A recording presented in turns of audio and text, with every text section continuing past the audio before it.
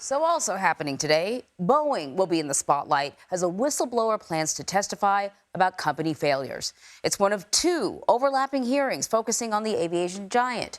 Boeing has faced intense scrutiny, as you know, in recent months following a door panel blowout on an Alaska Airlines flight in January. The whistleblower, who's set to testify in a few hours, spoke to NBC News yesterday.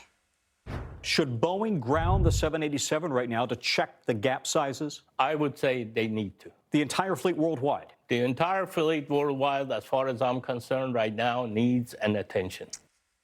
Lawmakers who previewed the hearing say the public will be shocked by the alleged failures. Boeing denies that there are any issues with its planes. So joining me now with more on this is CBS News transportation safety analyst Robert Sumwalt. He is also the former chairman of the National Transportation Safety Board. So thanks for joining us. We heard some of the whistleblowers' allegations in that interview. As I recall, he's talking about the Dreamliner, which is actually, I think, a different plane than the Alaska Airlines incident. So it's all very concerning. What can we expect to hear today? Well, good morning, Anne Marie. Yes, there are actually two hearings before the Senate today. The first one is at 10 o'clock Eastern. That will involve a panel of three who were part of a congressionally mandated review of Boeing.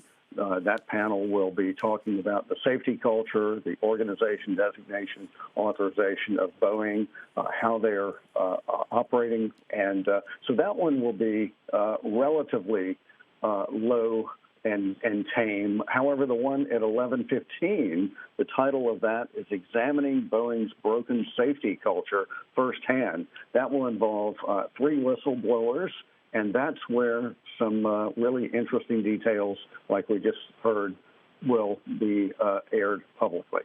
You know, Boeing is denying a lot of this stuff, but I want to ask you a question.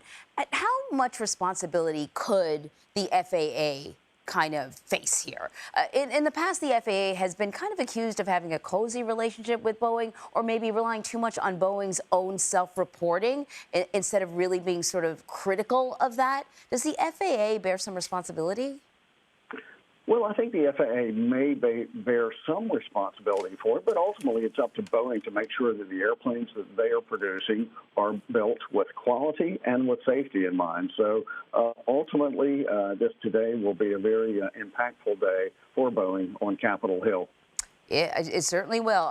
Robert, this is the first time in my entire life, every time I've booked a vacation, I've actually looked to see what sort of plane I'm going to be getting on, and I don't like that feeling. Well, let me just respond to that. I was an airline pilot for 24 years, and I want to point out that our aviation safety system, despite all of the publicity, is extremely safe. And so I will be flying back from Atlanta later today. I have no qualms about what type of an airplane I'm going to be on. Thank you. I needed that. Thanks a lot, Robert. Thank you.